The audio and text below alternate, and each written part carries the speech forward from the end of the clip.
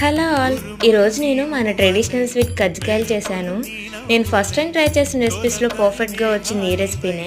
I'm so happy to this. And ఇవి చేయడం కొంచెం కష్టం. మరీ మీరంత కష్టపడకుండా ఈజీగా ఎలా ప్రిపేర్ చేసుకోవాలో ఈ వీడియోలో చూపించాను. చూసేయండి. ఈ రెసిపీలో వాడే ప్రతి ఇంగ్రీడియెంట్ మనం తినే ప్రతి బైట్‌లోనూ తెలుస్తుంది. మైదాలో బొంబాయి రవ్వ, వేడి నూనెలో వేసి మిక్స్ చేయడం వల్ల పైన లేయర్ క్రిస్పీగా వస్తుంది. అండ్ నా దగ్గర కజ్జికాయల చెక్క లేదు.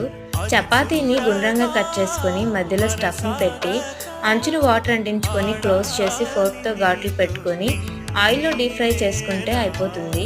ఇది ఇవాల్టి వీడియో. బాయ్.